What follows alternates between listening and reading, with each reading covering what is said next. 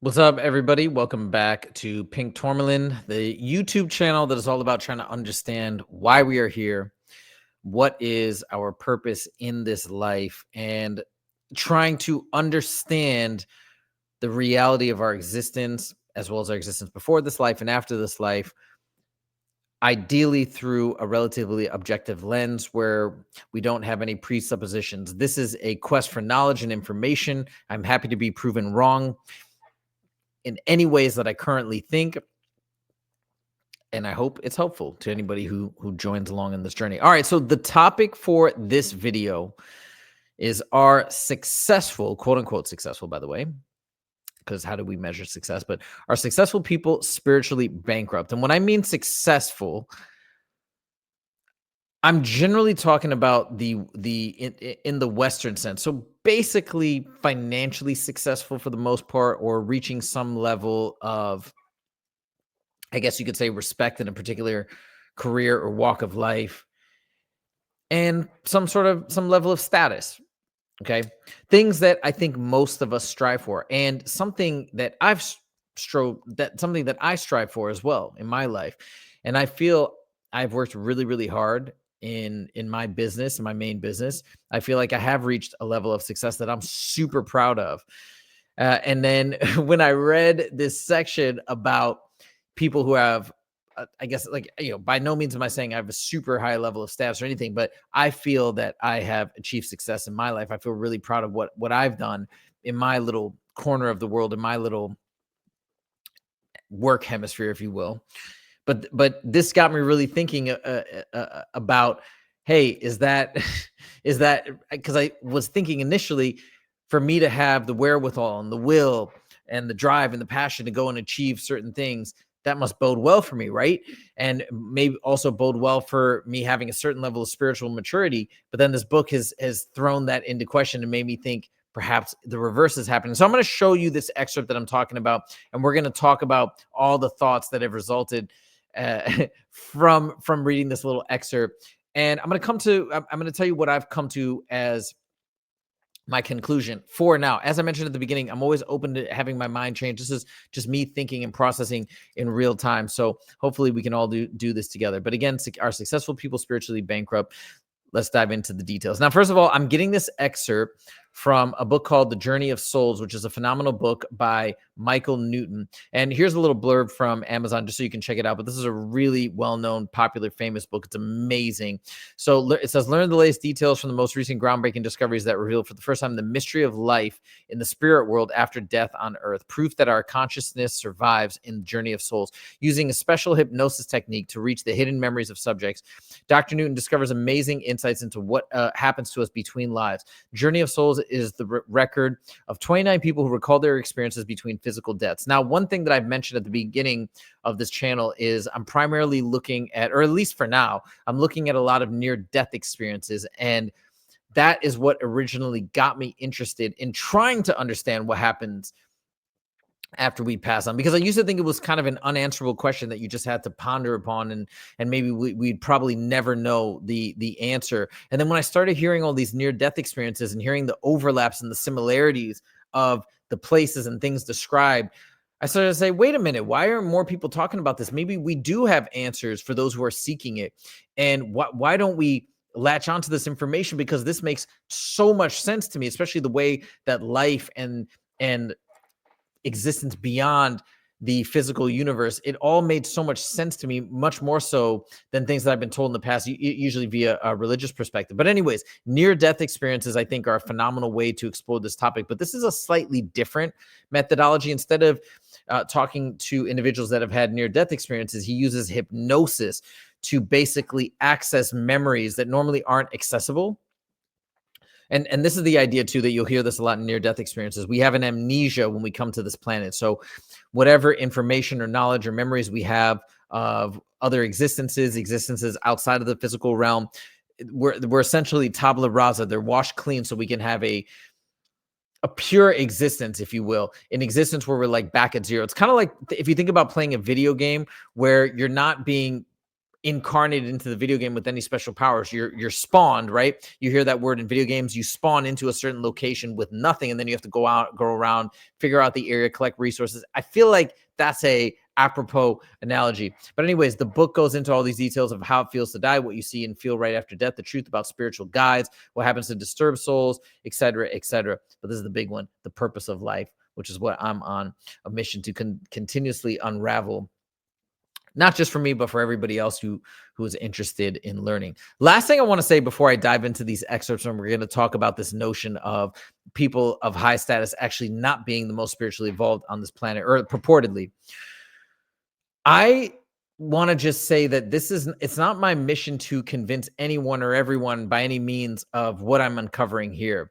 I actually don't think it really matters per se if we have a particular religious faith and let's say there are inconsistencies with that faith or that faith is off the mark in certain ways.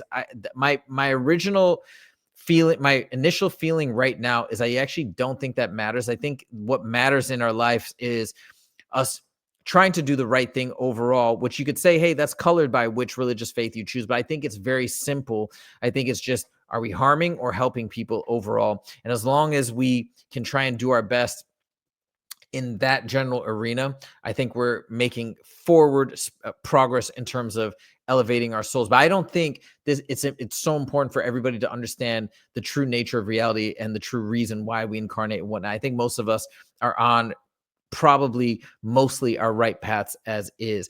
I am just creating this content because it's fascinating to me. And I imagine there's other people like me that for whatever reason, we need this information or are seeking it. And that's why we just don't stop thinking about it. So that's what this is for people like me who are also seeking this information. All right, let's get into the excerpts from the Journey of Souls. So here it says, and so there are practical reasons why conditions exist in the spirit world for a system designed to measure learning and development. So it's basically talking about in this chapter how the aim of incarnating on Earth or in other planets or physical realms is to go through certain learning lessons so our souls can basically evolve and raise in vibration.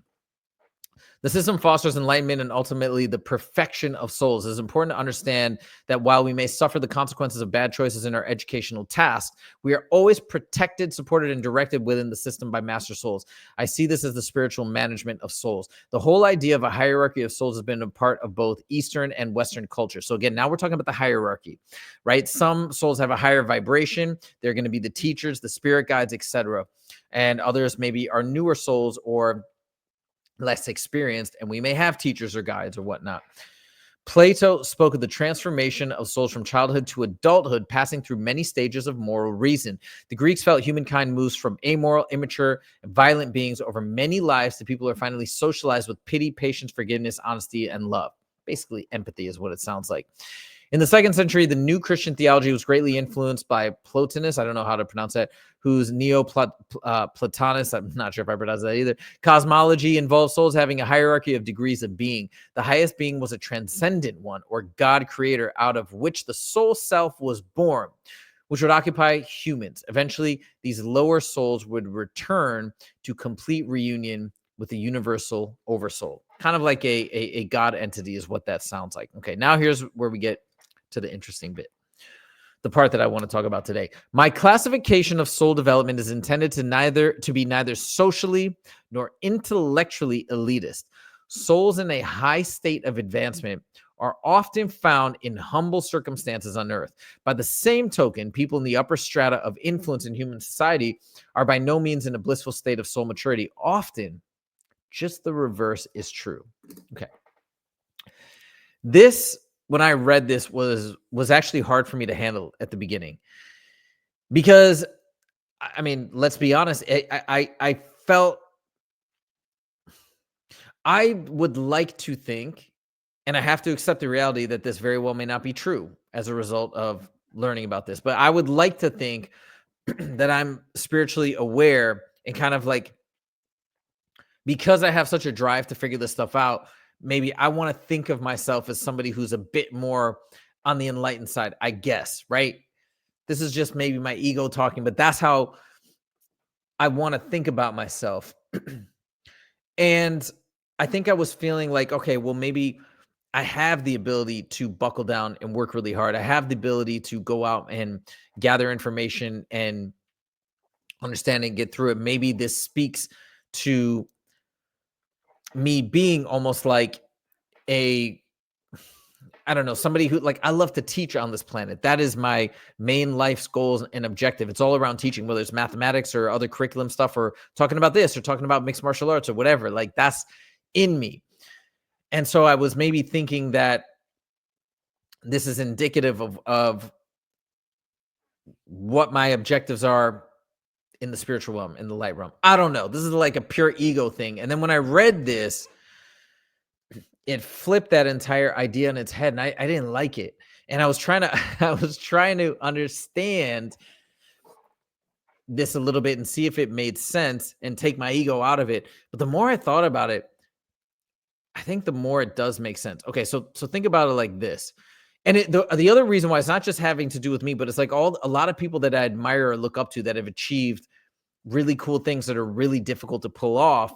It's like you would imagine that those are the people that are also really spiritually evolved. It's like, how are they able to achieve these feats or have these accomplishments without some sort of enlightenment or some sort of higher vibrational level?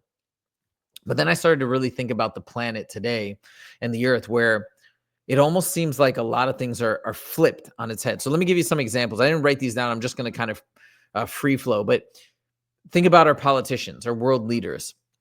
You know, obviously there's good ones. I'm not saying they're all bad. Obviously, we're not going to make absolute statements. But how bizarre is it that it's like a common joke, a common theme when we talk about politicians? Oh, they're a politician. Of course, they're a liar. Like, what? This is a normal joke, and the joke it stems from reality, because we see politicians lying all the time. I mean, lying is like the worst thing, one of the worst things you can do. I'm not talking about severe extreme crimes, but like, you call somebody a liar, that's a massive insult. And yet we jokingly levy that insult onto all these people that are basically like supposed to be running the world. Then you think about a lot of the major corporations. We hear the statistic that I think it's like 4 to 21% of executive level board members, CEOs, etc., are psychopaths. Again, it's not all, but there's definitely something to the notion that when you have a disconnect of empathy, which allows you to essentially be a psychopath or act in psychopathic ways, that can tend to lead to quote unquote financial success. I don't consider that being successful. If you're getting to these like positions of financial status or wealth, and you're doing it in a way that's harming a lot of people, or you're lying, or deceiving, or you're manipulating, like that to me is garbage.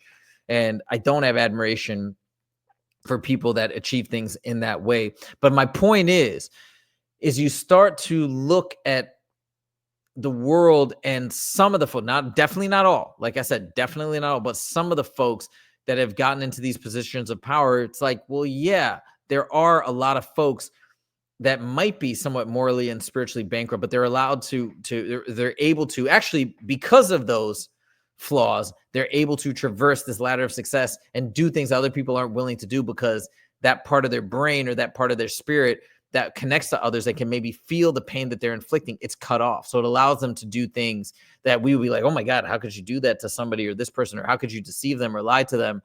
And for them, it just rolls off the back. You know, I also think about a lot of people and artists and creators that I look up to, that create things that speak to me and that move me. I think a lot of artists and creators are actually truly awesome people. They are lights. They are spiritually connected in some way, and that's why they're able to create these amazing creations. You know, but then you also have other folks on the other side of the spectrum. I was just thinking about this. This is a random example, but there's that YouTube prankster Vitaly, who I've been following for a while. He's done some hilarious stuff on YouTube, really, really funny stuff. But then you think of like, what allows him to do these pranks and like go into these situations and like do things that are just, I think part of the reason why people are fascinated by him is because he does things that nobody else would do, because we have a much higher level of empathy. So it's like, this guy has reached he's now in jail in the Philippines, by the way, for things that he's done in the Philippines. But probably what allows him to do these things that we're all blown away by is just simply the fact that he seems to have a disconnect with the like normal levels of empathy with other people on the planet. And I think there's a lot of folks like this who have reached these levels of fame or success because they're cut off, maybe because they actually have a lower vibration. So my point is as I've thought about this more and more, while it almost disturbed me at first to think about it, I actually think it does make sense that it's like, also think about it. What often propels people to push themselves, to build things, to achieve success? Maybe it's coming from some sort of insecurity, some pain point, that we want to fix, and we want to elevate ourselves status wise. So maybe we can feel better about other inadequacies or spiritual shortcomings or whatnot. Right. So where does that motivation come from? Now, again, this is not a sweeping statement. This does not apply to all people who've achieved some level of success or are responsible, upstanding citizens, business folks, right? And I think the distinction is how you go about it. At least I'd like to think that, right? If you're going about it in the right way, you're doing your best, you're trying to stand by your principles as you achieve what you're trying to achieve, then of course it's not like, oh, you've achieved financial success and therefore you must be have like no spiritual capability, like no high level of vibration whatsoever. I don't think it's that cut and dry, but I do think it's great food for thought. And to think that also, man, like the other notion that people in really, what does it say, humble, often, just reverse Jude says, are often found in humble circumstances. Souls in a high state of advancement are often found in humble circumstances.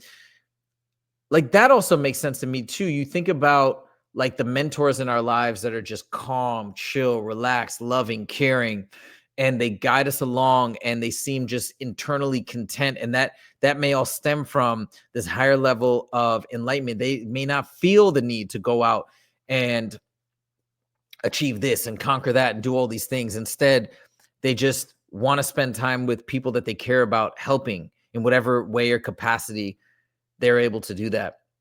Man, is very interesting. It's very interesting. And like I said, I think what was hard for me to grapple with initially is it's just to flip the way that I think society generally looks at people on this planet in this way, and to think that maybe it's like flipped around beyond this realm. Yeah, I don't know. It's hard. It's tricky because again, we're in this reality. We have the amnesia, as I mentioned earlier, the tabula rasa. We're reviewing everything through this body and through our experiences solely in this life primarily. Maybe there's some remnants of like other things or other ideas that are streaming into our minds from the ether, but yeah, it was interesting to wrap my mind around. But it was a beautiful process, I think, for me to grapple with this. So that's where I'm at. I think this thought idea makes sense to me now after really wrestling with it for a while. I'd love to know your guys' thoughts as well. But that's what I want to talk about in this video. And so, in sum, I do think there are elements of truth to this. I do not think it is a sweeping statement that basically condemns all people that have reached any level of success. No, it's definitely not that, but it does give you food for thought in terms of maybe re-examining folks that you may look up to.